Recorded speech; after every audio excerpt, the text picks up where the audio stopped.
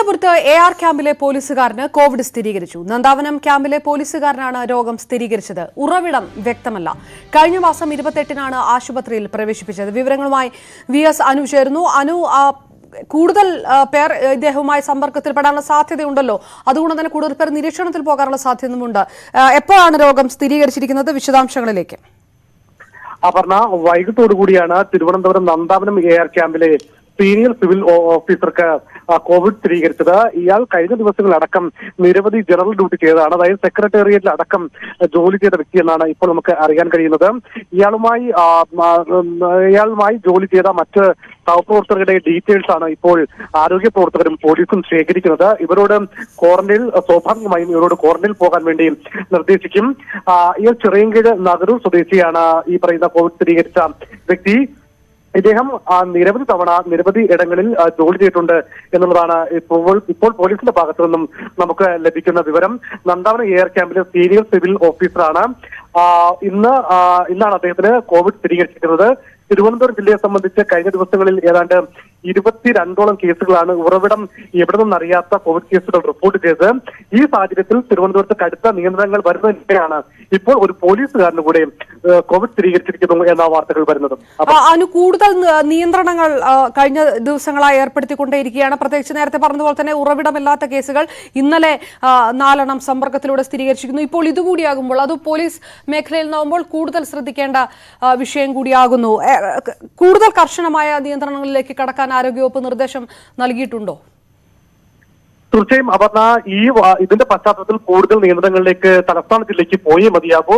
അപർണ സൂചിപ്പിച്ചതുപോലെ ഇന്നലെ 4 കേസുകളാണ് സമ്പർക്കത്തിലൂടെ തിരുവനന്തപുരത്ത് രോഗം സ്ഥിരീകരിച്ചത്. ഇതിൽ 4 കേസുകളിൽ 3 എണ്ണം എവിടെ നിന്നാണ് രോഗം സ്ഥിരീകരിച്ചതെന്ന് ഇതുവരെയും കണ്ടെത്താൻ കഴിഞ്ഞിട്ടില്ല.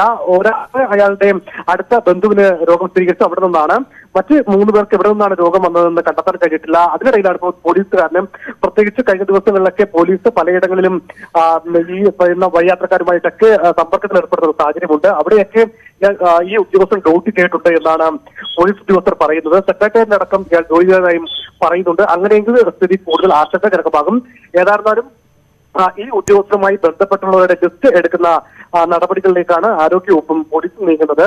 ഇതിനെ സംബന്ധിച്ച് കൂടുതൽ ആശങ്കയിലേക്ക് കാര്യങ്ങൾ പോകുന്നു എന്നുള്ളത് സൂചനയായി വേണമെങ്കിൽ നമുക്ക് വിലയിരുത്താം. അതോടൊപ്പം തന്നെ അനു, നമുക്കറിയാം പാളയം മാർക്കറ്റ് ഇന്ന് പൂർണ്ണമായി അടച്ചിരുന്നു. ഇന്നലെ ഭാഗികമായി പ്രവർത്തിക്കുകയായിരുന്നു. ഇന്ന് പൂർണ്ണമായി അടച്ചിരിക്കുന്നു. കൂടുതൽ നഗരത്തിൽ നിയന്ത്രണം ഏർപ്പെടുത്തുകയും ചെയ്തിരിക്കുന്നു. അങ്ങനെ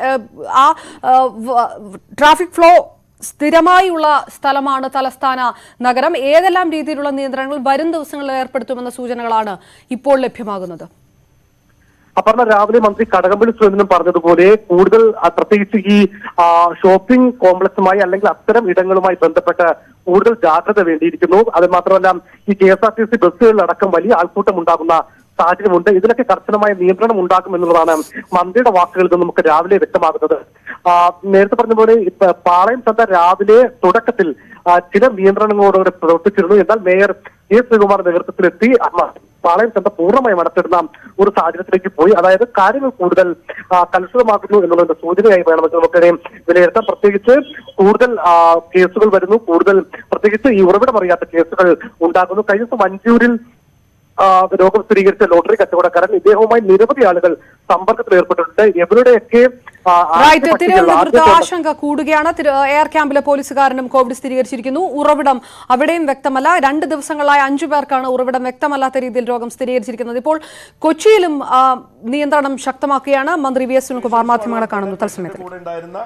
അവിടെ വാർഡിലുണ്ടായിരുന്ന 8 പേഷ്യൻസും അവരുടെ ബൈസ്റ്റാൻഡേഴ്സ് അടക്കമുള്ള ആൾക്കാർ കണ്ടെയ്ൻമെന്റിൽ ഉൾപ്പെടെ ആന്റിജൻ ടെസ്റ്റ് നടത്തിയിട്ടുണ്ട്. അതിൽ 25 പേരുടെ റിസൾട്ട് ഇപ്പോൾ വന്നിട്ടുണ്ട്. ഇന്ന് വൈകുന്നേരം ആകുമ്പോഴേക്കും ബാക്കിയുള്ള ആളുകളുടെയും ആന്റിജൻ ടെസ്റ്റ് റിസൾട്ട് നമുക്ക് കിട്ടും. അപ്പോൾ ജില്ലാ ആശുപത്രിയിൽ ഇങ്ങനെ ഒരു സംഭവം ഉണ്ടായതിനെ തുടർന്ന് അവിടുത്തെ 72 പേരെയും നമ്മൾ ക്വാറന്റൈനിലാക്കിയിരിക്കുകയാണ്. ആശുപത്രി പ്രവർത്തനം തടസ്സപ്പെടാതിരിക്കാൻ വേണ്ടി അവരെ മാറ്റി പുതിയ സ്റ്റാഫിനെ വെച്ചുകൊണ്ട് പ്രവർത്തനം സുഗമമായി നടത്താൻ ആവശ്യമായ നടപടി സ്വീകരിച്ചു വരികയാണ്. എറണാകുളം മാർക്കറ്റും അതുപോലെ അനുബന്ധ പ്രദേശവുമായിട്ട് ബന്ധപ്പെട്ട് നമ്മൾ ഇതുവരെ 132 പേരുടെ സ്രവ പരിശോധന നമ്മൾ നടത്തിയിട്ടുണ്ട്. അതിൽ 9 പേരുടെ റിസൾട്ട് വന്നിട്ടുണ്ട്. അത് പോസിറ്റീവാണ്, അല്ല നെഗറ്റീവാണ്. സോറി. അപ്പൊ പിന്നെ 9 പേര് നെഗറ്റീവായിട്ട് വന്നിട്ടുണ്ട്. ബാക്കിയുള്ളവരുടെ റിസൾട്ട് നമ്മൾ വെയിറ്റ് ചെയ്യാണ്. ഈ കോർട്ടിന ഹോസ്പിറ്റല് അത് അടച്ചുപൂട്ടാൻ വേണ്ടി തീരുമാനമെടുത്തു.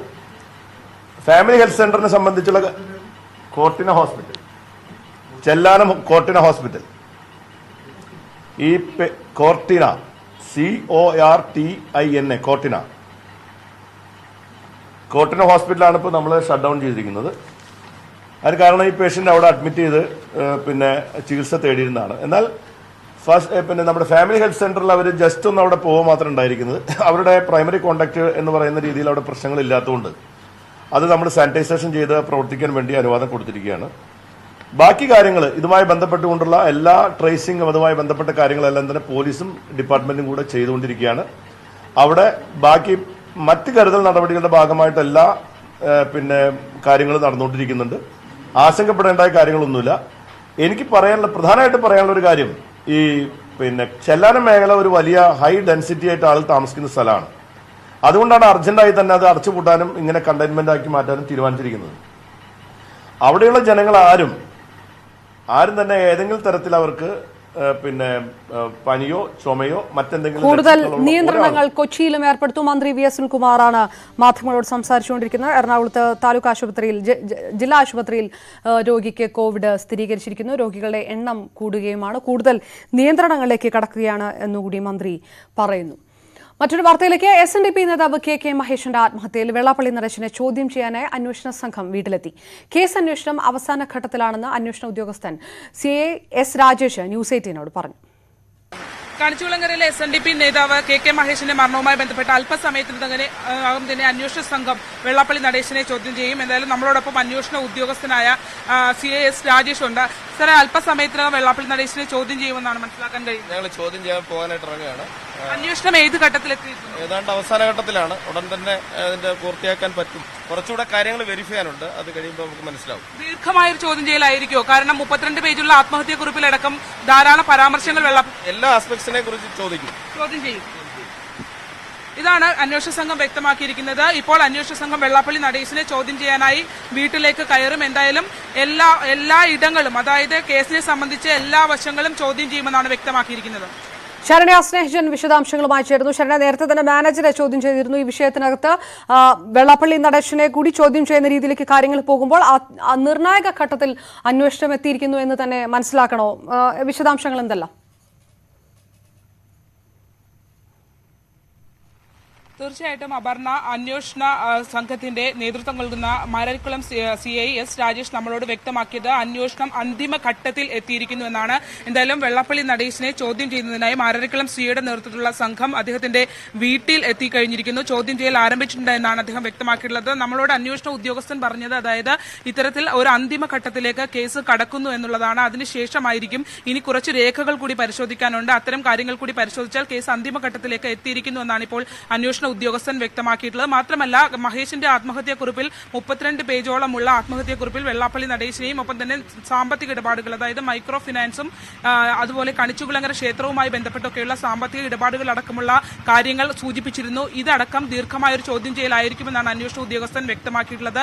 എല്ലാ രീതിയിലുമുള്ള കാര്യങ്ങൾ പരിശോധിച്ചതിന് ശേഷമായിരിക്കും ചോദ്യം ചെയ്യൽ പൂർത്തിയാക്കുക എന്നാണ് അദ്ദേഹം പറഞ്ഞിട്ടുള്ളത്. എന്തായാലും കേസ് ഒരു അന്തിമ ഘട്ടത്തിലേക്ക് എത്തിയിരിക്കുന്നു എന്നാണ് അന്വേഷണ ഉദ്യോഗസ്ഥൻ പറഞ്ഞിരിക്കുന്നത്. മഹേഷിന്റെ മരണവുമായി ബന്ധപ്പെട്ട് കഴിഞ്ഞ ദിവസം വെള്ളാപ്പള്ളിയുടെ മാനേജറെ 2 ദിവസത്തോളം ചോദ്യം ചെയ്യുന്ന ഒരു സാഹചര്യം ഉണ്ടായിരുന്നു. ഇത്തരത്തിൽ KL അശോകൻ എന്ന വെള്ളാപ്പള്ളിയുടെ മാനേജർക്ക് വേണ്ടിയാണ് SNDP യൂണിയനെ അദ്ദേഹത്തിന്റെ തലപ്പത്ത് കൊണ്ടുവരുന്നതിന് വേണ്ടിയാണ് മഹേഷിനെ ഒഴിവാക്കിയെന്നും അതിന്റെ പേരിൽ മൈക്രോ ഫിനാൻസുമായി ബന്ധപ്പെട്ട നിരവധി കേസുകൾ വെള്ളാപ്പള്ളിയുടെ അറിവോടുകൂടി മഹേഷിന്റെ തലയിലേക്ക് കെട്ടിവെക്കാൻ ശ്രമിച്ചിരുന്നുമായിരുന്നു ആത്മഹത്യാക്കുറിപ്പിൽ പറഞ്ഞിരുന്നത്. മാത്രമല്ല, ഈ കേസിനകത്ത് അവസാന നിമിഷം, അതായത് മരണത്തിന് തൊട്ട് മുമ്പ് ആ മുറിയിൽ വെള്ളാപ്പള്ളിയുടെയും ഒപ്പം തന്നെ KL അശോകന്റെയും പേരെഴുതിയൊരു കുറിപ്പ് ഒട്ടിക്കുകയും ചെയ്തിരുന്നു. എന്തായാലും അന്വേഷണ സംഘം വെള്ളാപ്പള്ളി നടേശന്റെ വീട്ടിലേക്ക് എത്തിയിരിക്കുന്നു. SNDPയുമായി ബന്ധപ്പെട്ട നിരവധി സാമ്പത്തിക ക്രമക്കേടുകൾ അടക്കമുള്ള ആരോപണങ്ങളാണ് ആത്മഹത്യാക്കുറിപ്പിൽ ഉന്നയിച്ചിരുന്നത്. എന്തായാലും അന്വേഷണ സംഘം വ്യക്തമാക്കിയിരിക്കുന്നത് കേസ് അന്തിമഘട്ടത്തിൽ എത്തിയിരിക്കുന്നു എന്നാണ്. ശരണ്യ സ്നേഹജൻ വിശദാംശങ്ങൾ നൽകിയത്. ഇപ്പോൾ കോടിയേരി ബാലകൃഷ്ണൻ വാർത്താ സമ്മേളനം നടത്തുകയാണ്. തത്സമയ സംരക്ഷണത്തിൽ ഈ ഗവൺമെന്റ് ഇത്തരം കാര്യങ്ങൾ ചെയ്യാൻ സാധിക്കും, ഒരു ഉറച്ച ഭരണം സംസ്ഥാനത്തുണ്ട് എന്ന് തെളിയിക്കാൻ LDF ഗവൺമെൻറ് കഴിഞ്ഞു. ധാരാളം വെല്ലുവിളികൾ, നിപ്പ, ഓഖി, പ്രളയം, ഇപ്പോഴത്തെ കോവിഡ്, ഈ ദുരന്തങ്ങളെല്ലാം ഉണ്ടായ സന്ദർഭത്തിൽ വിറങ്ങലിച്ച് നിൽക്കാതെ ജനങ്ങളുടെ ഒപ്പം നിന്നുകൊണ്ട് ജനങ്ങൾക്ക് ആശ്വാസം പകർന്നുകൊണ്ട് പ്രവർത്തിക്കാൻ LDF ഗവൺമെൻറ് സാധിച്ചു. ഇതിൻ്റെ എല്ലാ ഫലമായി LDF സർക്കാർ ഈ കേരളത്തിലെ രക്ഷയ്ക്ക് അത്യാവശ്യമാണ് എന്നൊരു പൊതുബോധം സമൂഹത്തിൽ ഇതിനകം പടർന്നു വന്നിട്ടുണ്ട്. മതനിരപേക്ഷതയിൽ അടിയുറച്ചു നിന്നുകൊണ്ടുള്ള ഒരു ഭരണക്രമമാണ് LDF ഗവൺമെൻറ് ഇവിടെ നടപ്പിലാക്കുന്നത്. അതാണ് കേന്ദ്ര ഗവൺമെൻറ് കൊണ്ടുവന്ന പല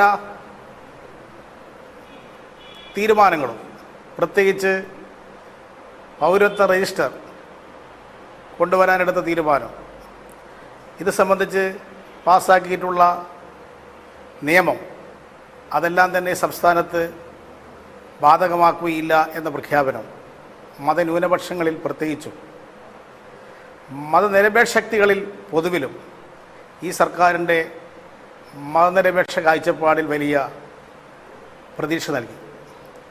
ഇതിൻ്റെ എല്ലാം ഫലമായാണ് LDF ഗവൺമെൻറ്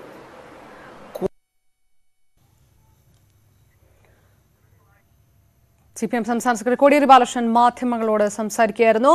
വലിയ പ്രതിസന്ധികളെ സംസ്ഥാനം അഭിമുഖീകരിച്ചപ്പോഴെല്ലാം അത് തരണം ചെയ്യാനുള്ള ആർജവം ഇടതുപക്ഷ സർക്കാരിനുണ്ടായി എന്ന് വിശദീകരിക്കുകയായിരുന്നു അദ്ദേഹം. വിവിധ ഉദാഹരണങ്ങൾ നിരത്തിക്കൊണ്ട് ചില സാങ്കേതിക തടസ്സങ്ങൾ, അതിലേക്ക് വരാമെന്ന് കരുതുന്നു. മറ്റൊരു ജനക്ഷേമകരമായ പ്രവർത്തനങ്ങളുമായും വികസന പദ്ധതികളുമായും മുന്നോട്ട് പോകുന്ന LDF സർക്കാർ, അതിന് ലഭിച്ചൊരു അംഗീകാരമാണ് നിയമസഭാ ഉപതെരഞ്ഞെടുപ്പുകളിൽ UDFൻ്റെ കൈവശമുണ്ടായിരുന്ന പാല, കോന്നി, വട്ടിയൂർക്കാവ് മണ്ഡലങ്ങൾ LDFന് വിജയിക്കാൻ സാധിച്ചത്. ഇത് രാഷ്ട്രീയ രംഗത്ത് LDFന് അനുകൂലമായി വന്നുകൊണ്ടിരിക്കുന്ന പ്രതിഫലനമാണ് ആ ഘട്ടത്തിൽ തന്നെ വ്യക്തമാക്കിയത്. ഈ സ്ഥിതി UDF നേതൃത്വത്തെ പരിഭ്രാന്തരാക്കിയിരിക്കുകയാണ്. ഇതിൻ്റെ ഫലമായി UDF നേതൃത്വം ഇന്നത്തെ അവരുടെ പ്രവർത്തനം കൊണ്ട് ഇടതുപക്ഷ മുന്നണിയെ നേരിടാൻ കഴിയില്ല എന്ന തിരിച്ചറിവിലേക്ക് എത്തിയിരിക്കുകയാണ്. അതിൻ്റെ ഫലമായാണ് ജാതിമത ശക്തികളുമായി കൂട്ടുകൂടാൻ കോൺഗ്രസ് നേതൃത്വം തീരുമാനിച്ചിരിക്കുന്നത്. ജമാഅത്തെ ഇസ്ലാമി, SDPI എന്നിവരുമായി മുന്നണി ഉണ്ടാക്കാനാണ് മുസ്ലിം ലീഗും കോൺഗ്രസും കൂടി തീരുമാനമെടുത്തിട്ടുള്ളത്. ജമാഅത്തെ ഇസ്ലാമിയും SDPIയുമായി കൂട്ടുകെട്ടുണ്ടാക്കിയാൽ ഇന്നത്തെ UDF മുന്നണി എന്നത് മുസ്ലിം തീവ്രവാദ ശക്തികൾക്ക് നിയന്ത്രിക്കാൻ സാധിക്കുന്ന ഒരു സംവിധാനമായിട്ട് മാറും. ജമാഅത്തെ ഇസ്ലാമി രൂപീകരിച്ചിട്ടുള്ള ഒരു പാർട്ടിയാണ് വെൽഫെയർ പാർട്ടി. RSS BJP രൂപീകരിച്ചതുപോലെയാണ് വെൽഫെയർ പാർട്ടിയെ ജമാഅത്തെ ഇസ്ലാമി രൂപീകരിച്ചിട്ടുള്ളത്. ജമാഅത്തെ ഇസ്ലാമി മുസ്ലിം മതരാഷ്ട്രം വേണമെന്ന് പരസ്യമായ നിലപാട് സ്വീകരിച്ചിട്ടുള്ള പ്രസ്ഥാനമാണ്. മുസ്ലിം വിഭാഗത്തിൽ RSSനെ പോലെ പ്രവർത്തിക്കുന്ന തീവ്രവാദ സംഘടനയാണ് SDPI. ഇത്തരം കൂട്ടുകെട്ടുകൾക്കെതിരെ മുസ്ലിം വിഭാഗത്തിലെ തന്നെ പല സംഘടനകളും മുന്നോട്ട് വരുന്നു എന്നത് സ്വാഗതാർഹമായ കാര്യമാണ്. സുന്നി വിഭാഗങ്ങളും മുജാഹിദ് വിഭാഗങ്ങളുമെല്ലാം ഇത്തരം കൂട്ടുകെട്ടുകളുടെ ആപത്തുകൾ പരസ്യമായി ചൂണ്ടിക്കാണിക്കാൻ തയ്യാറായി രംഗത്ത് വന്നിരിക്കുകയാണ്. സമസ്ത കേരള ജംഇയ്യത്തുൽ ഉലമ അവരുടെ മുഖപത്രമായ സുപ്രഭാതത്തിൽ ജമാഅത്തെ ഇസ്ലാമി മുസ്ലിം ലീഗ് ബാന്ധവത്തെ തുറന്നു നിർത്തിയിരിക്കുകയാണ്. മതമൗലികവാദ കൂട്ടുകെട്ട് സമതുലിതാവസ്ഥ തകർക്കും എന്ന് സുപ്രഭാതം പത്രം മുന്നറിയിപ്പ് നൽകിയിരിക്കുകയാണ്. അതിനകത്ത് ഈ കൂട്ടുകെട്ടിനെ സംബന്ധിച്ച് സൂചിപ്പിച്ചിട്ടുള്ള കാര്യങ്ങൾ വളരെ പ്രസക്തമാണ്. അതിൽ പറയുന്നത് തന്നെ ജമാഅത്തെ ഇസ്ലാമി അന്തർദേശീയ മാനമുള്ള മതരാഷ്ട്രീയ സംഘടനയാണ്. ഭരണവും രാഷ്ട്രീയവും ലക്ഷ്യമാക്കുന്ന ഇതര മതവിശ്വാസങ്ങളോട് സഹിഷ്ണുത കാണിക്കാത്ത വംശീയ വർഗീയ ആശയങ്ങൾ പ്രതിദാനം ചെയ്യുന്ന തീവ്ര രാഷ്ട്രീയ സംഘടനയാണ് എന്ന് അവർ ജമാഅത്തെ ഇസ്ലാമിയെ തന്നെ വിശേഷിപ്പിച്ചിരിക്കുകയാണ്. വെൽഫെയർ പാർട്ടിയുടെ രാഷ്ട്രീയം പൊതുസമൂഹത്തിന് ബോധ്യമല്ലാത്തതും ജനാധിപത്യ ഭൂമിക്ക് കനത്ത പ്രഹരമേൽപ്പിക്കുന്നതുമാണ് എന്താണ് സമസ്ത വിലയിരുത്തിയിട്ടുള്ളത്. ജമാഅത്തെ ഇസ്ലാമി ഉൾപ്പെടെയുള്ളവരുടെ ഈ രംഗപ്രവേശനം ഇതര സമൂഹങ്ങളിൽ സംശയങ്ങൾ ഉണർത്തിയിട്ടുണ്ട് എന്ന് പരസ്യമായവർ പ്രതികരിച്ചിരിക്കുകയാണ്. ഇത്തരം നിലപാടുകൾ ഈ കൂട്ടുകെട്ടിനെതിരെ മുസ്ലിം വിഭാഗത്തിൽ നിന്ന് ഉയർന്നു വരുന്നത് വ്യക്തമാക്കുന്നത് മുസ്ലിം ബഹുജനങ്ങൾ ഇത്തരം വർഗീയ കൂട്ടുകെട്ടുകളെ അംഗീകരിക്കുകയില്ല എന്നതിൻ്റെ വ്യക്തമായ പ്രതിഫലനമാണ്. ജമാഅത്തെ ഇസ്ലാമിക്കെതിരെ ശക്തമായ നിലപാട് സ്വീകരിച്ച ഒരു രാഷ്ട്രീയ പ്രസ്ഥാനമായിരുന്നു മുസ്ലിം ലീഗ്. പ്രത്യേകിച്ച് 2010 വരെ ലീഗ് കടുത്ത നിലപാടുകൾ ഇവർക്കെതിരായി സ്വീകരിച്ചിരുന്നു. SDPIയുമായി യാതൊരുവിധ കൂട്ടുകെട്ടും ഉണ്ടാക്കുകയില്ല എന്നായിരുന്നു ലീഗ് പ്രഖ്യാപിച്ചിരുന്നത്. ഡോക്ടർ MK മുനീറിൻ്റെ നേതൃത്വത്തിൽ ഇവർക്കെതിരെ ശക്തമായ പ്രചരണ പരിപാടികൾ തന്നെ ഒരു ഘട്ടത്തിൽ ലീഗ് സംഘടിപ്പിച്ചിരുന്നു. എന്നാൽ ലീഗ് എന്തുകൊണ്ട് ഇപ്പോൾ ഈ നിലപാട് മാറ്റി? ഇവരുമായി കൂട്ടുകൂടുന്നതിന് നേരത്തെ എതിരായി പറഞ്ഞ കാര്യങ്ങളെല്ലാം ലീഗ് എന്തുകൊണ്ടാണ് വിസ്മരിക്കുന്നത്? ഇത് താൽക്കാലികമായി അവർക്ക് കാര്യലാഭം നേടാൻ ചില സീറ്റുകൾ ലക്ഷ്യമാക്കിക്കൊണ്ടുണ്ടാക്കുന്ന ഒരവസരവാദ കൂട്ടുകെട്ടാണ്. ഇന്ത്യയിൽ നിലനിൽക്കുന്ന വ്യവസ്ഥ അനിസ്ലാമികമാണ് എന്ന നിലപാട് സ്വീകരിച്ച സംഘടനയാണ് ജമാഅത്തെ ഇസ്ലാമി. അത്തരമൊരു സംഘടനയുമായി കൂട്ടുകൂടാൻ മതനിരപേക്ഷ പ്രസ്ഥാനമെന്ന് അവകാശപ്പെടുന്ന കോൺഗ്രസ് പാർട്ടിക്ക് എങ്ങനെയാണ് സാധിക്കുന്നത്? ഈ കൂട്ടുകെട്ടിനെ എതിർക്കാൻ കോൺഗ്രസ് ഇതുവരെ തയ്യാറായിട്ടില്ല. കോൺഗ്രസിൻ്റെ അനുഗ്രഹായുസ്സുകളോടുകൂടിയാണ് മുസ്ലിം ലീഗ്, ജമാഅത്തെ ഇസ്ലാമി, SDPI കൂട്ടുകെട്ട്. ഇത് സാധാരണഗതിയിലുള്ളൊരു ഇവിടെയുള്ള കോൺഗ്രസ് നേതൃത്വം മാത്രം അറിഞ്ഞുകൊണ്ടൊരു കൂട്ടുകെട്ടല്ല. കേരളത്തെ കോൺഗ്രസിൻ്റെ ഭാഗമാണ് ഇപ്പോൾ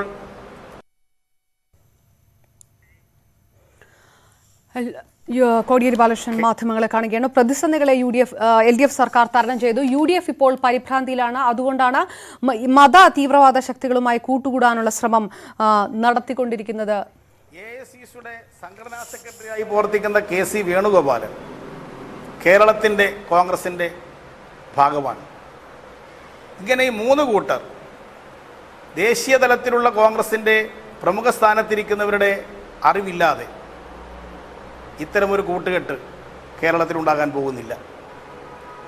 അതുകൊണ്ട് കോൺഗ്രസ് ഹൈക്കമാൻഡ് ഈ കൂട്ടുകെട്ടിനെക്കുറിച്ച് എന്താണ് അവരുടെ നിലപാട് എന്ന് വ്യക്തമാക്കാൻ തയ്യാറാകണം. ഇത്തരത്തിലൊരു കൂട്ടുകെട്ട് കേരളത്തിൽ വരുന്നത് ശക്തമായ വർഗീയ ധ്രുവീകരണത്തിന് കേരളത്തിൽ ഇടവരുത്തും.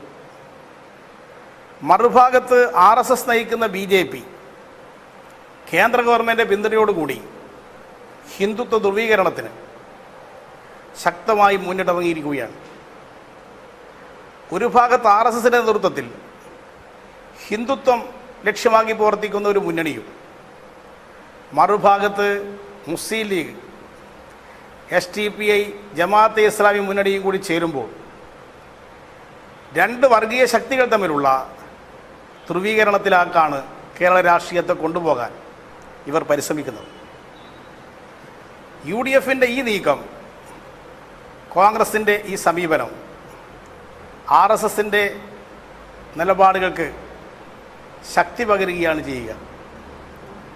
വർഗീയ ധ്രുവീകരണത്തിന് വേണ്ടി ശ്രമിക്കുന്ന RSSന് എരുതിയിൽ എണ്ണയൊഴിച്ചു കൊടുക്കുകയാണ് ഈ കൂട്ടുകെട്ട് വഴി ഇവിടെ സംഭവിക്കാൻ പോകുന്നത്. മുസ്ലിം തീവ്രവാദ സംഘടനകളുമായുള്ള ലീഗിൻ്റെയും കോൺഗ്രസിൻ്റെയും കൂട്ടുകെട്ട് ഇതിനെ തുറന്നെതിർക്കാൻ മതനിരപേക്ഷ ജനാധിപത്യ ശക്തികൾ മുന്നോട്ട് വരണം. കോൺഗ്രസിനകത്തും UDFിനകത്തുമുള്ള ഇതിനെതിരായി ചിന്തിക്കുന്ന വ്യക്തികൾ ഈ നിലപാടിനെതിരെ പരസ്യമായ നിലപാട് സ്വീകരിക്കാൻ മുന്നോട്ട് വരണം.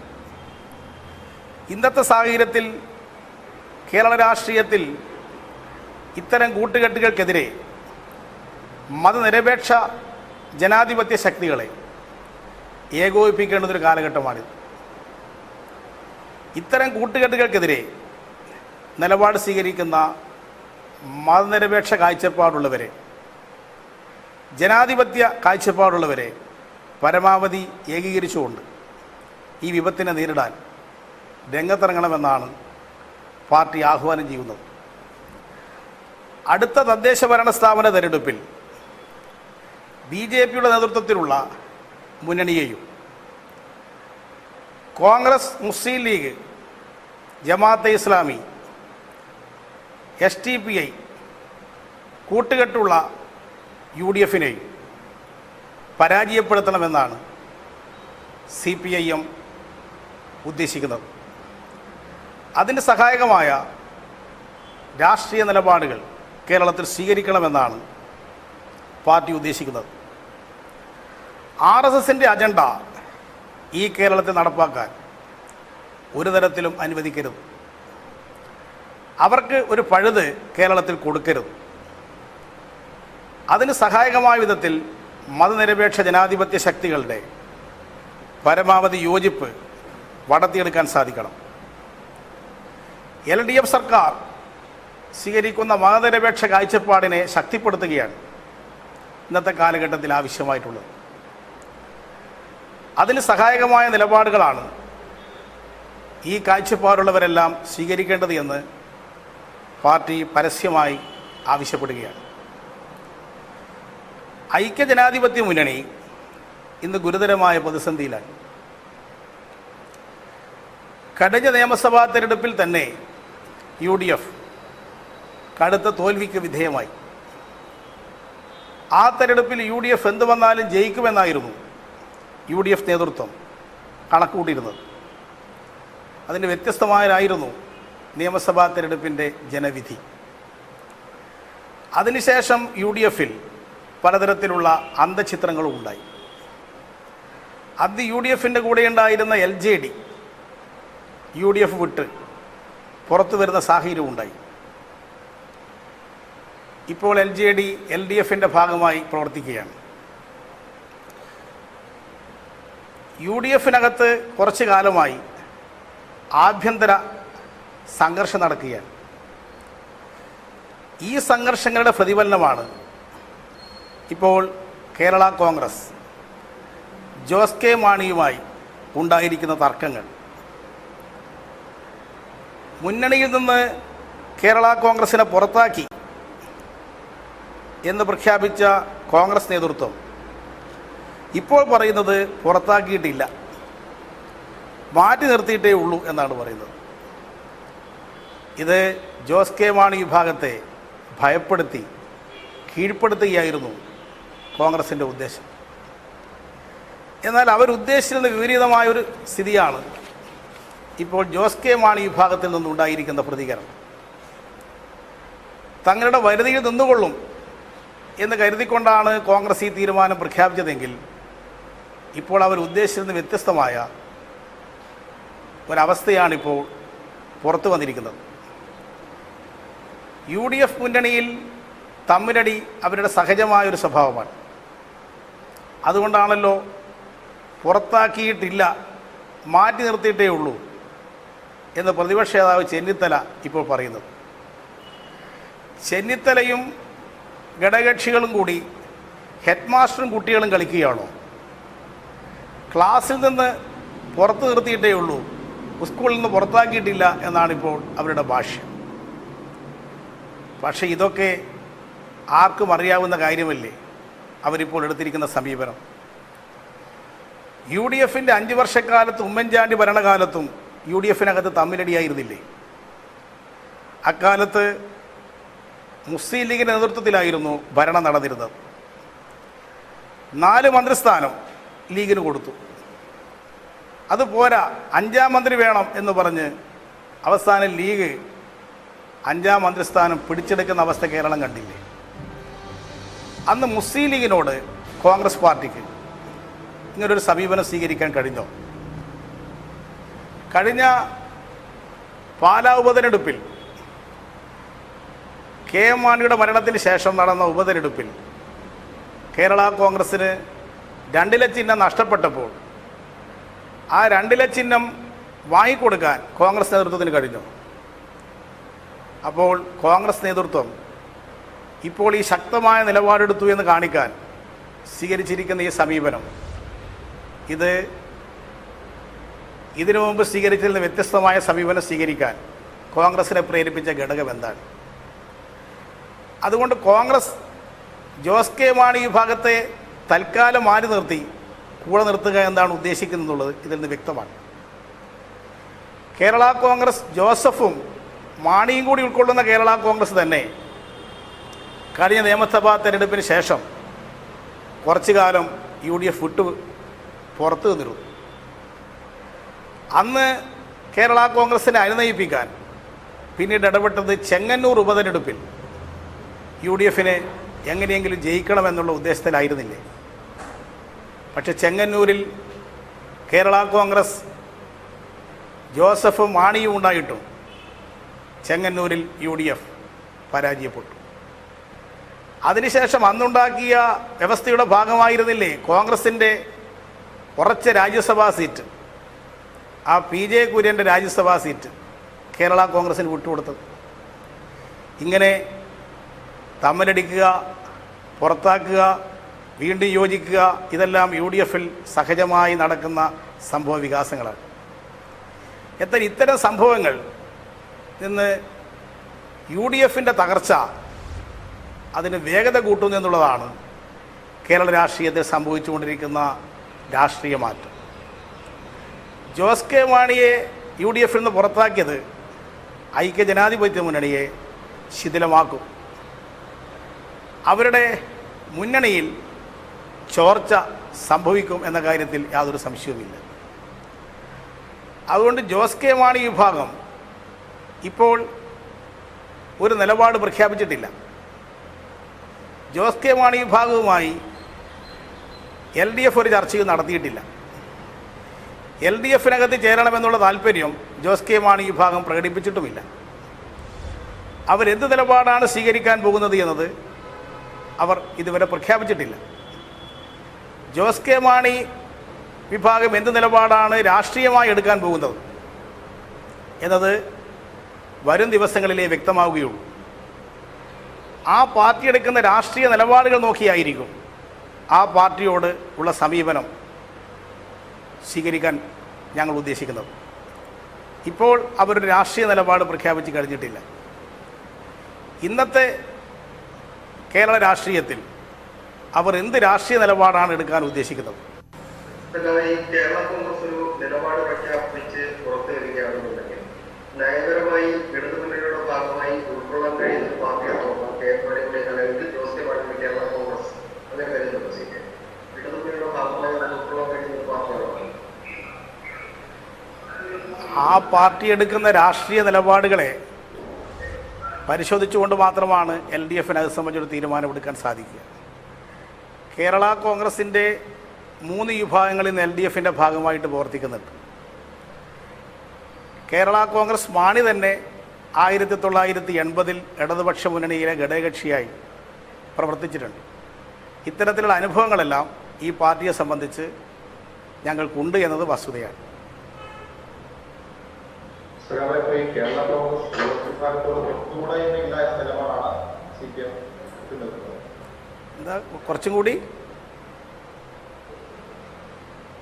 കേരള കോൺഗ്രസ് ജോസ് വിഭാഗത്തോട് തൊട്ടുകൂടായ്മയില്ല എന്ന നിലപാടിലേക്കാണ് CPM എത്തുന്നത് അല്ലെ? അല്ല, ഇപ്പം അങ്ങനെ ഒരു കാര്യവും ഞാൻ പ്രഖ്യാപിച്ചതിനകത്ത് ഇല്ലല്ലോ. അവരുടെ രാഷ്ട്രീയ നിലപാടുകൾ നോക്കി നിലപാടെടുക്കാം എന്നുള്ളതാണ്. ഇപ്പം രാഷ്ട്രീയത്തിൽ വരുന്ന മാറ്റങ്ങളാണ് ഓരോ സന്ദർഭത്തിലും ഞങ്ങൾ പരിശോധിക്കുന്നത്.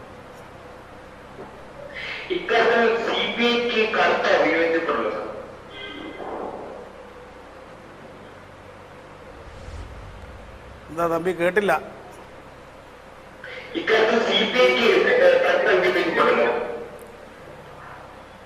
ഓരോ കക്ഷികളെ വിലയിരുത്തുന്ന കാര്യത്തിൽ പ്രശ്നങ്ങളെ സമീപിക്കുന്നതിലും ഓരോ കക്ഷികൾക്കും വ്യത്യസ്ത നിലപാടുകൾ ഉണ്ടായിരിക്കും. CPIക്ക് അവരുടേതായ നിലപാടുകൾ ഈ പ്രശ്നത്തിലുണ്ടായിരിക്കും. CPI ഉൾപ്പെടെയുള്ള ഇടതുപക്ഷ മുന്നണി ചർച്ച ചെയ്തുകൊണ്ടായിരിക്കും ഈ കാര്യത്തിൽ അന്തിമ തീരുമാനം കൈക്കൊള്ളുന്നത്.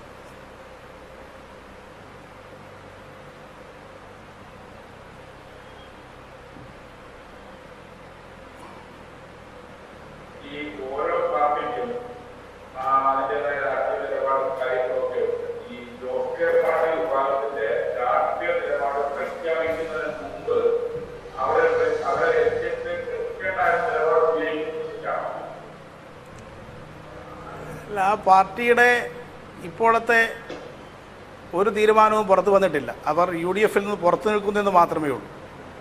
അതുകൊണ്ട് അവരുടെ ഓരോ പ്രശ്നത്തിലും അവരുടെ നിലപാടെന്താണെന്ന് അറിയാതെ LDFന് ആ കാര്യത്തിൽ ഒരു പ്രതികരണം നടത്താൻ സാധ്യമല്ല.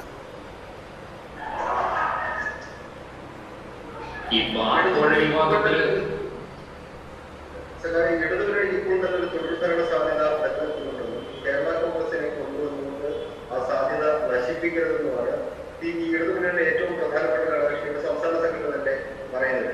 CPM ഇങ്ങനൊരു ആഗ്രഹം മുന്നോട്ട് വെക്കുമ്പോഴും പ്രധാന ഘടകകക്ഷിയായ CPI പറഞ്ഞ് ബോധ്യപ്പെടുത്താൻ CPMന് കഴിയാത്തത് നോക്കാം. ഞങ്ങളിപ്പോൾ ഒരു തീരുമാനവും എടുത്തിട്ടില്ലല്ലോ. തീരുമാനം എടുത്തു എന്നുള്ള നിലയിൽ നിങ്ങളത് വ്യാഖ്യാനിക്കുകയാണ് ചെയ്യുന്നത്. ഇന്നത്തെ ഇടതുപക്ഷ മുന്നണിക്ക് തന്നെ UDFനെ തോൽപ്പിക്കാനുള്ള കഴിവുണ്ട് എന്ന് കഴിഞ്ഞ നിയമസഭാ തിരഞ്ഞെടുപ്പിൽ തെളിയിക്കപ്പെട്ടിട്ടുണ്ട്. അന്ന് UDFൻ്റെ കൂടെ ഉണ്ടായിരുന്ന LGD പിന്നീട് ഇടതുപക്ഷ മുന്നണിയുടെ ഭാഗമായിട്ട് വരികയും ചെയ്തിട്ടുണ്ട്. തദ്ദേശഭരണ ഉപതെരഞ്ഞെടുപ്പുകളിലും LDFന് വിജയിക്കാൻ സാധിച്ചിട്ടുണ്ട്. അസംബ്ലി ഉപതെരഞ്ഞെടുപ്പുകളിലും LDFന് വിജയിക്കാൻ സാധിച്ചിട്ടുണ്ട്.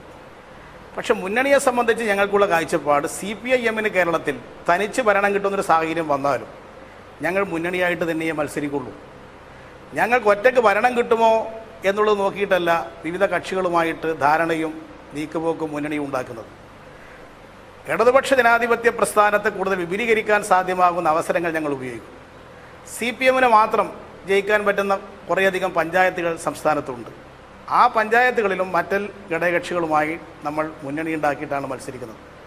കേരളത്തിൽ LDFൽ CPMന് മാത്രമായി ഭരിക്കാൻ സാധിക്കുന്ന ഒരു സാഹചര്യം വന്നാലും ഇടതുപക്ഷ മുന്നണിയായിട്ട് തന്നെ CPIM പ്രവർത്തിക്കും. അത് മുന്നണിയെ സംബന്ധിച്ചുള്ള ഞങ്ങളുടെ കാഴ്ചപ്പാട് അത്തരത്തിലുള്ളതാണ്. ഇവിടെ തന്നെ കുടിയേറ്റക്കാവ് ദേശാഭിമാനി ലേഖനത്തിൽ വ്യക്തമാക്കുന്നുണ്ടായിരുന്നു. എന്നാൽ ഇന്നലെ CPIയുടെ സംസ്ഥാന സെക്രട്ടറി പറയുന്നത് അവരുടെ ജനപിന്തുണ എന്താണെന്ന് പാലാ ഉപതെരഞ്ഞെടുപ്പിൽ കണ്ടതാണ്. ആ പാർട്ടിക്ക് ജനപിന്തുണ ഉണ്ട് എന്ന നിലപാട് CPI എടുക്കുന്നുണ്ട്.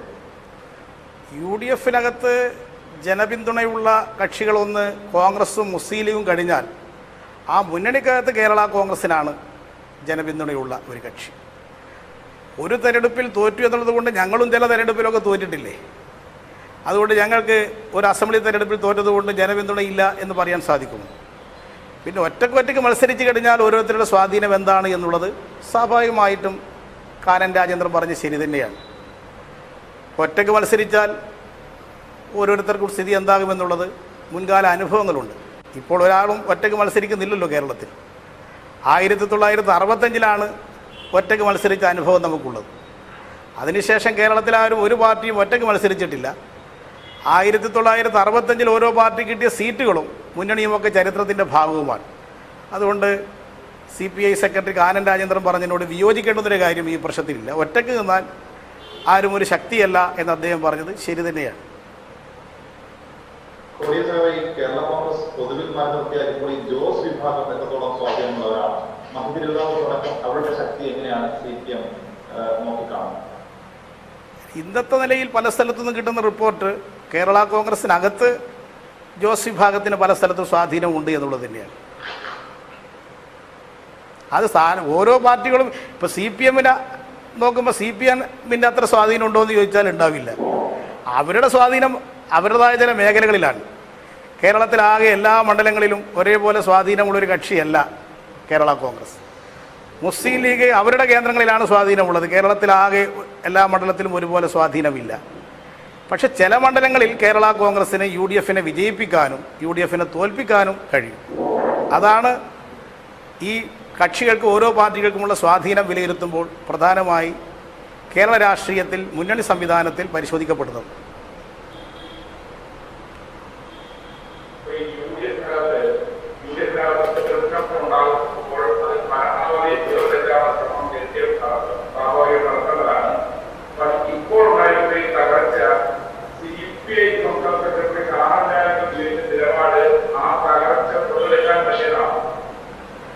CPIക്ക് CPIയുടേതായ നിലപാടുകൾ പ്രഖ്യാപിക്കുന്നതിൽ യാതൊരു തെറ്റുമില്ല, അഭിപ്രായങ്ങൾ പറയുകയും ചെയ്യാം.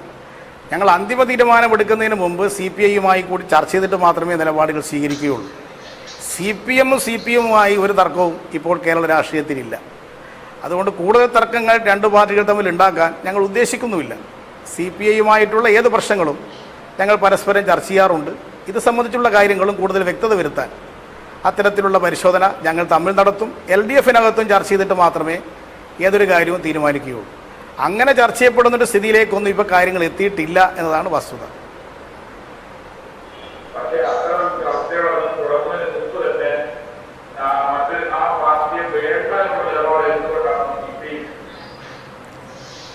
CPIക്ക് ഓരോ പ്രശ്നത്തെ സംബന്ധിച്ച് അവരുടേതായ നിലപാടെടുക്കുന്നതിൽ തെറ്റില്ല. ഓരോ പാർട്ടികൾക്കും LDFൽ ഓരോ ഘടകകക്ഷികൾക്കും ഈ കാര്യത്തിൽ അവരുടേതായ അഭിപ്രായം ഉണ്ടായിരിക്കും. അങ്ങനെ എല്ലാവരുടെയും അഭിപ്രായങ്ങൾ പരിശോധിച്ചുകൊണ്ടായിരിക്കും LDF ഈ കാര്യത്തിൽ ഒരു അന്തിമ തീരുമാനമെടുക്കുക.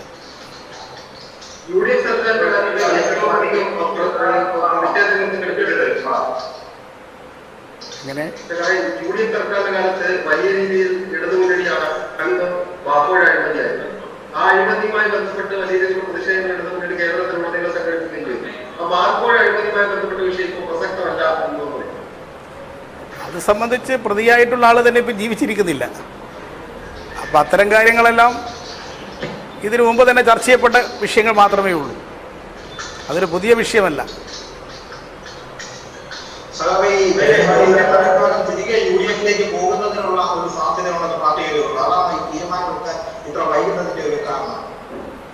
അല്ല, അവർക്ക് UDFലേക്ക് തന്നെ തിരിച്ചു പോകണമെന്നാണ് അവർ ഉദ്ദേശിക്കുന്നതെങ്കിൽ ഞങ്ങൾ തടസ്സപ്പെടുത്താൻ ഉദ്ദേശിക്കുന്നില്ല. പക്ഷേ UDFനകത്തുണ്ടായ തർക്കം പരിഹരിച്ചു കൊടുക്കാൻ ഞങ്ങൾ ഇടപെടാൻ ഉദ്ദേശിക്കുന്നില്ല. ആ സംഘർഷം എങ്ങനെയെങ്കിലും പരിഹരിക്കുന്ന വിധത്തിലുള്ള നിലപാടുകൾ എടുക്കാൻ CPM ഉദ്ദേശിക്കുന്നില്ല.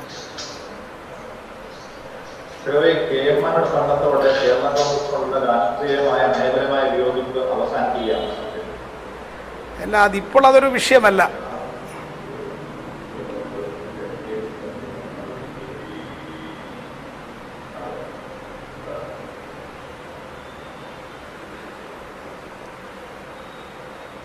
ശരി, ഇത് സംബന്ധിച്ച് ഇത്രയല്ലേ ഉദ്ദേശിക്കുന്നുണ്ടോ? നിലവിലെ രാഷ്ട്രീയ സ്വാധീനം മെച്ചപ്പെടുത്താൻ ഒരു പുതിയ മുന്നണിയുടെ കൂടി ആവശ്യം മുന്നണിക്കുണ്ടോ? അത് ഞാൻ പറഞ്ഞല്ലോ, LDFന് ഇന്നത്തെ നിലയിൽ UDFനെ തോൽപ്പിക്കാൻ LDF തന്നെ മതി. പക്ഷെ LDF ഞങ്ങൾ തന്നെ മതി, അതുകൊണ്ട് ഇനി ആരും വേണ്ട. ആരെങ്കിലും എന്തെങ്കിലും നിലപാട് ഞങ്ങൾക്ക് അനുകൂലമായിട്ട് എടുക്കുന്നുണ്ടെങ്കിൽ വേണ്ട എന്നുള്ള സമീപനം ഞങ്ങൾ എടുക്കില്ല. അതാണ് ഞാൻ പറഞ്ഞത്, CPMന് തനിച്ച് ഭൂരിപക്ഷം കിട്ടുന്ന അവസ്ഥ കേരളത്തിൽ വന്നാലും ഞങ്ങൾ മുന്നണിയായിട്ടാണ് മത്സരിക്കുക. ഞങ്ങളുമായി സഹകരിക്കുന്നവരുമായിട്ട് സഹകരിക്കാൻ ഞങ്ങൾ തയ്യാറാവും. അതുകൊണ്ട് ഇടതുപക്ഷ മുന്നണിക്ക് എന്തോ ബുദ്ധിമുട്ട് വന്നുപോയി, അതുകൊണ്ട് ഇങ്ങനെയുള്ള ആളുകളെല്ലാം കൂട്ടുന്നു എന്നുള്ള അർത്ഥത്തിൽ എടുക്കേണ്ടതായിട്ടില്ല. UDF ഇപ്പോൾ ജമാഅത്തെ ഇസ്ലാമി STPയുമായി കൂട്ടുകെട്ടുണ്ടാക്കി എന്തുകൊണ്ടാണ്? അവർക്ക് പരാജയ ഭീതി കൊണ്ടാണോ? അല്ലേ? അത് അവരല്ലേ വ്യക്തമാക്കേണ്ടത്. അത്തരം കൂട്ടുകെട്ടുകൾ ഉണ്ടാക്കുന്ന ആപത്തിനെ കുറിച്ചാണ് ഞങ്ങളിപ്പോൾ ചർച്ച ചെയ്യപ്പെടുന്നത്. ആ കൂട്ടുകെട്ടുകൾക്കെതിരായിട്ട് ചിന്തിക്കുന്നവരുമായിട്ട് ആശയവിനിമയം നടത്തി പരമാവധി പേരെ യോജിപ്പിക്കാനുള്ള പരിശ്രമങ്ങൾ സംഘടിപ്പിക്കണമെന്നാണ് ഞങ്ങളുടെ കാഴ്ചപ്പാട്.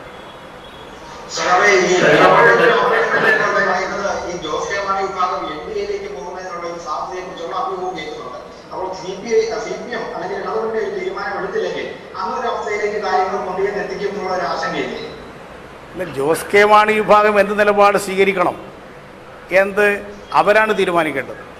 പക്ഷേ BJP-യുമായി കൂട്ടുകൂടി PC തോമസിനുണ്ടായതുപോലൊരു മണ്ടത്തരം അത് ജോസ് കെ മാണി കാണിക്കും എന്നിപ്പോൾ കരുതും ഒരു സ്ഥിതി ഇപ്പോൾ കേരളത്തിലില്ല.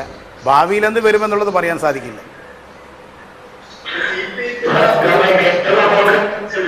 വിഭാഗം LDFിന്റെ ഭാഗമായിരുന്നു, പിന്നീട് മന്ത്രിസ്ഥാനം രാജിവെച്ച് തിരിച്ച് UDFിലേക്ക് പോകുന്നൊരു അവസ്ഥ നമ്മൾ കണ്ടതാണ്. അതുകൊണ്ട് തന്നെ എന്തൊരു ധൈര്യത്തിലാണ് ഇപ്പോൾ ജോസ് കെ മാണിയെ LDFിലേക്ക് തിരിക്കുക? നിങ്ങളിതൊക്കെ വ്യാഖ്യാനിക്കുന്നതാണ്. അങ്ങനെ ഒരു തീരുമാനം ഇപ്പം ഞാൻ പറഞ്ഞതിനകത്തില്ല. അവരുടെ രാഷ്ട്രീയ നിലപാടുകൾ നോക്കിയതിന് ശേഷം LDF തീരുമാനിക്കുമെന്നാണ് ഞാൻ പറഞ്ഞത്. ഇപ്പം നിങ്ങളത് വ്യാഖ്യാനിച്ച് ഇത്തരത്തിൽ ഒരു നിലപാടെടുക്കുകയാണ് ചെയ്യുന്നത്. അത്തരമൊരു നിലപാടെടുക്കേണ്ട ഘട്ടം ഇപ്പോൾ ആയിട്ടില്ല.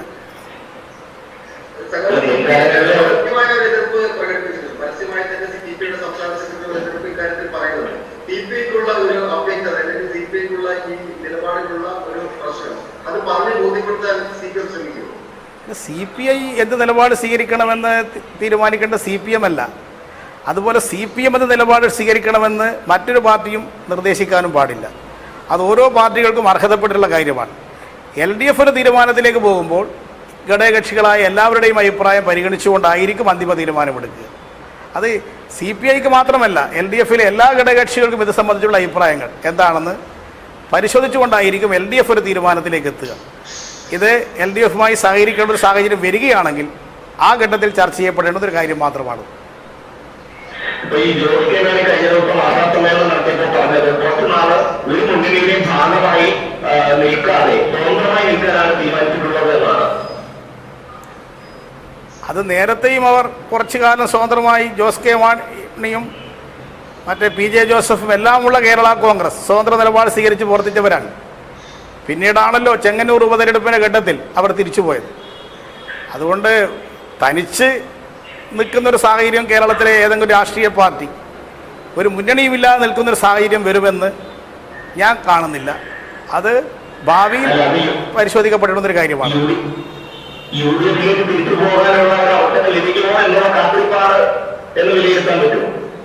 അല്ല, അത് ആ UDFിലേക്ക് തന്നെ തിരിച്ചു പോകണമെന്നാണ് അവർ ആഗ്രഹിക്കുന്നതെങ്കിൽ അവർക്ക് തിരിച്ചു പോകുന്നതിന് ഞങ്ങൾ തടസ്സമല്ല. പക്ഷെ ഞങ്ങളെ UDFിലേക്ക് തന്നെ തിരിച്ചു പോകണം എന്നൊരു നിലപാടിലേക്ക് എത്തിക്കാൻ ഞങ്ങൾ ഉദ്ദേശിക്കുന്നില്ല.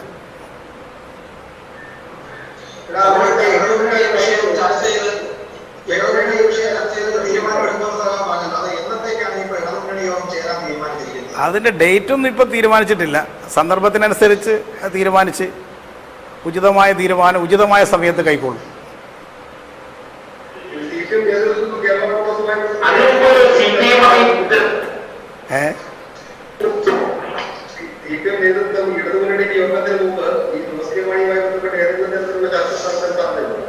ഞങ്ങളിപ്പോൾ ഇതുവരെ ഒരു ചർച്ച ജോസ് കെ മാണിയുമായിട്ട് നടത്തിയിട്ടില്ല. അങ്ങനെ ഒരു ചർച്ചയ്ക്കുള്ള താല്പര്യം ജോസ് കെ മാണി ഞങ്ങളുടെ മുമ്പിൽ പ്രകടിപ്പിച്ചിട്ടുമില്ല. അങ്ങനത്തെ സ്ഥിതി വരുന്ന സന്ദർഭത്തിൽ മാത്രമേ അത് ആലോചിക്കേണ്ട കാര്യമുള്ളൂ. ഇതുവരെ അങ്ങനൊരു ഡെവലപ്മെന്റ് ഉണ്ടായിട്ടില്ല.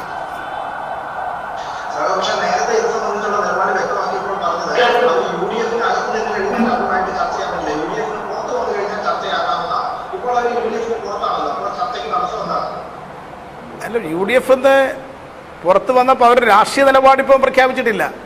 അവർ പ്രഖ്യാപിക്കാമെന്ന് പറഞ്ഞു നിൽക്കുകയാണ് ചെയ്യുന്നത്.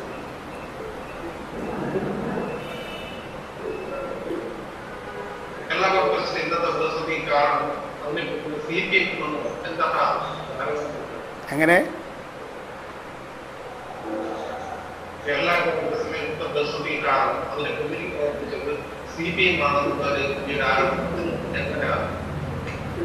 അത് UDFിലുണ്ടാകുന്ന എല്ലാ പ്രതിസന്ധിയുടെ ഉത്തരവാദി ഞങ്ങളാണെന്ന് പ്രചരിപ്പിക്കാമല്ലോ. ഞങ്ങൾ കേരളത്തിലെ പ്രമുഖ രാഷ്ട്രീയ പ്രസ്ഥാനമായതുകൊണ്ട് പറയുന്നൊരു കാര്യം മാത്രമായിരിക്കും അത്. ഇത്തരത്തെ സംഭവ വികാസത്തിൽ ഞങ്ങൾക്ക് യാതൊരു പങ്കുമില്ല. അത് അവർ തന്നെ ഉണ്ടാക്കി വെച്ചിട്ടുള്ള കാര്യങ്ങൾ മാത്രമാണ്. അവരുടെ ആഭ്യന്തര പ്രശ്നത്തിലാണ് ഇപ്പോൾ ഇതിലേക്ക് എത്തിയിട്ടുള്ളത്. സർക്കാരുമായി ബന്ധപ്പെട്ട് നിരവധി അഴിമതി ആരോപണങ്ങൾ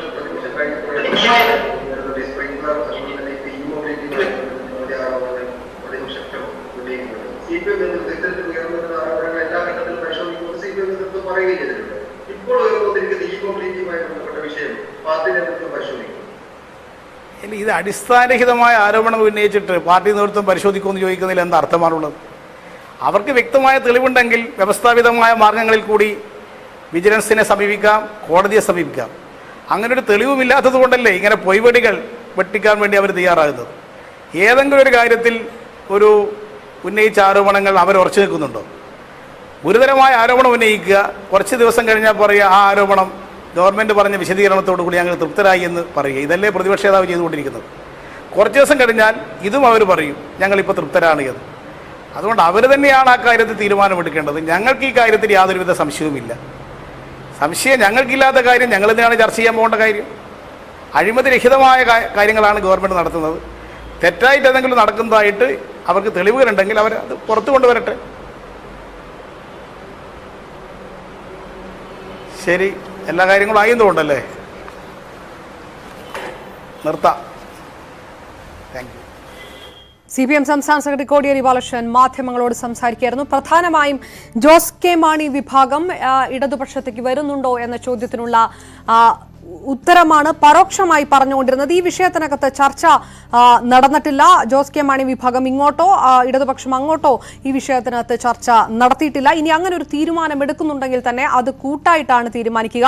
CPI വ്യക്തമാക്കിയിരിക്കുന്ന നിലപാട് സംബന്ധിച്ചുള്ള ചോദ്യത്തിന് CPIയെ മുഖവിലക്കെടുത്തുകൊണ്ട് അങ്ങനെ ഒരു തീരുമാനം ഉണ്ടാകുന്നുണ്ടെങ്കിൽ ഘടകകക്ഷികളെ വിശ്വാസത്തിലെടുത്തുകൊണ്ട് കൂട്ടായ ഒരു ചർച്ച മുന്നണിക്കുള്ളിൽ നടത്തിയ ശേഷമേ അത്തരം ഒരു തീരുമാനത്തിലേക്ക് പോകുകയുള്ളൂ എന്ന് പറയുന്ന കോടിയേരി ബാലകൃഷ്ണൻ കൃത്യമായ ജനസ്വാധീനം ജോസ് കെ മാണി വിഭാഗത്തിനുണ്ട് എന്ന് പലതവണ ആവർത്തിക്കുകയും ചെയ്തിരിക്കുന്നു. തിരുവനന്തപുരത്ത് നിന്ന് VV അരുൺ ചേരുന്നു. അരുൺ, പ്രധാനമായും അത് തന്നെയാണ്, കൃത്യമായ രീതിയിലുള്ള ഉത്തരമല്ല കോടിയേരി ബാലകൃഷ്ണൻ പറയുന്നത്. ഈ വിഷയത്തിനകത്ത് ചർച്ച നടത്തിയിട്ടില്ല. പക്ഷെ ചർച്ച നടത്തുകയാണെങ്കിൽ CPM എന്ത് നിലപാടെടുക്കുമെന്നുള്ളതിന്റെ വ്യക്തമായ സൂചന കോടിയേരിയുടെ വാക്കുകളിലുണ്ട്. മാത്രമല്ല ജോസ് വിഭാഗത്തിന് കൃത്യമായ ജനസ്വാധീനമുണ്ട് പല മേഖലകളിൽ നിന്ന് പലതവണ കോടിയേരി ബാലകൃഷ്ണൻ ആവർത്തിക്കുകയും ചെയ്തു. എങ്ങനെയാണ് വിലയിരുത്തേണ്ടത്? അവരുടെ കാര്യങ്ങൾ വളരെ വ്യക്തമാണ്. കൂടുതൽ വ്യക്തത കൈവരികയും ചെയ്യുന്നു. പ്രത്യേകിച്ചും CPIക്ക് അവരുടെ അഭിപ്രായം പറയാം. അന്തിമ തീരുമാനം അവരുമായി ചർച്ച ചെയ്ത ശേഷം ഇടതുമുന്നണി ചർച്ച ചെയ്യും. ഇതാണ് കോടിയേരിയുടെ ഇന്നത്തെ വാർത്താ സമ്മേളനത്തിൽ ഒരു പ്രധാനപ്പെട്ട വാക്കുകൾ. അതായത് UDFൽ പ്രതിസന്ധിയുണ്ട്, അത് കണ്ടു നിൽക്കില്ല LDF. അത് പ്രതിസന്ധി പരിഹരിക്കാനല്ല, പ്രതിസന്ധി പരിഹരിച്ച് ജോസ് കെ മാണിയെ തിരികെ അവിടെ എത്തിക്കാനല്ല, പ്രതിസന്ധി മൂർച്ഛിപ്പിക്കാൻ തന്നെ CPM ശ്രമിക്കുമെന്ന് കോടിയേരി പറയുന്നു. അതുപോലെ തന്നെ അന്തിമ തീരുമാനം CPIയുമായി ചർച്ച ചെയ്ത് തീരുമാനിക്കും. ഇടതുമുന്നണി ചർച്ച ചെയ്യും. അതായത് CPM ഇക്കാര്യത്തിൽ തീരുമാനമെടുത്തിരിക്കുന്നു. വ്യക്തമായ തീരുമാനം CPM കൈക്കൊണ്ടിരിക്കുന്നു. അത് ജോസ് കെ മാണിയെ ഇടതുമുന്നണിയുടെ ഭാഗമാക്കാനാണ്. ആ തീരുമാനം CPIയെ കൂടി ബോധ്യപ്പെടുത്തണം. CPIയെ കൂടി വിശ്വാസത്തിലെടുത്തുകൊണ്ടുള്ള തീരുമാനം ഉണ്ടാകണം. അതാണ് ഇനി ബാക്കിയുള്ളത്. അതിനുള്ള നടപടികൾ വൈകാതെ CPM ആരംഭിക്കും. CPMന്റെ സംസ്ഥാന സെക്രട്ടേറിയറ്റ് യോഗം ജോസ് കെ മാണി വിഭാഗത്തിന് ഇടതുമുന്നണി പ്രവേശനത്തിന് പച്ചക്കൊടി നൽകിയിരിക്കുന്നു. പ്രത്യക്ഷമായി പറഞ്ഞില്ലെങ്കിൽ പോലും, നേരിട്ട് പറഞ്ഞില്ലെങ്കിൽ പോലും CPM സംസ്ഥാന സെക്രട്ടറി കോടിയേരി ബാലകൃഷ്ണൻ പറയുന്നത് നല്ല ജനസ്വാധീനമുള്ള ചില പ്രത്യേക മേഖലകളിൽ നല്ല സ്വാധീനമുള്ള ജോസ് കെ മാണി വിഭാഗത്തെ മുന്നണിയുടെ ഭാഗമാക്കാം എന്ന് തന്നെയാണ്. അതിന് CPIയുടെ സമ്മതം കൂടി മാത്രമാണ് വേണ്ടത്. ഇടതുമുന്നണി യോഗം വിളിക്കും. അതിന് മുന്നോടിയായി കാര്യങ്ങൾ വ്യക്തമാണ്. VV അരുൺ തിരുവനന്തപുരത്ത് നിന്ന് വിശദാംശങ്ങൾ നൽകിയത് പരോക്ഷമായിട്ടാണെങ്കിലും വ്യക്തമായി സൂചനകൾ വ്യക്തമാണ്. ഇടതുമുന്നണി വാതിൽ തുറന്നിട്ടിരിക്കുന്നു ജോസ് കെ മാണി വിഭാഗത്തിനുള്ള സൂചന കോടിയേരി ബാലകൃഷ്ണന്റെ വാക്കുകളിൽ. മറ്റു വാർത്തകൾക്ക് മുമ്പ് ഇടവേള.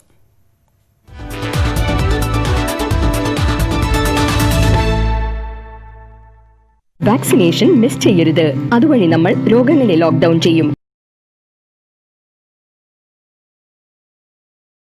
Channels, 15 languages, 26 states, 1200 plus reporters, 66.9 crore viewers. India's largest news network, News 18 Network.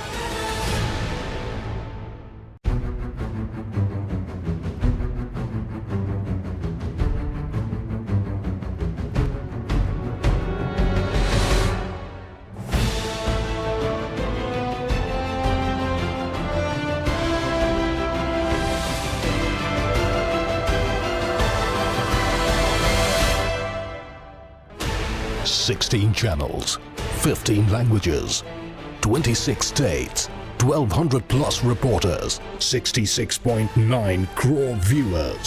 India. അതിർത്തിയോട് ചേർന്നുള്ള നിമൂവിൽ സൈനികരെ അഭിസംബോധന ചെയ്ത പ്രധാനമന്ത്രി സൈനികരുടെ ധൈര്യം മലനിരകളെക്കാൾ ഉയരത്തിലാണെന്ന് പ്രകീർത്തിച്ചു. ഭൂപ്രദേശം വികസിപ്പിക്കാൻ ശ്രമിക്കുന്നവർ സമാധാനത്തിന് ഭീഷണിയാണെന്നും ചൈനയ്ക്ക് മറുപടിയായി മോദി പറഞ്ഞു. പ്രധാനമന്ത്രിയുടെ സാന്നിധ്യത്തിൽ വൈകിട്ട് ഡൽഹിയിൽ ഉന്നതതല യോഗം ചേരും. പ്രകോപനം ഉണ്ടാകുന്ന നടപടികൾ ആരുടെയും ഭാഗത്തു നിന്നുണ്ടാകരുതെന്ന് ചൈനീസ് വിദേശകാര്യ മന്ത്രാലയം അറിയിച്ചു.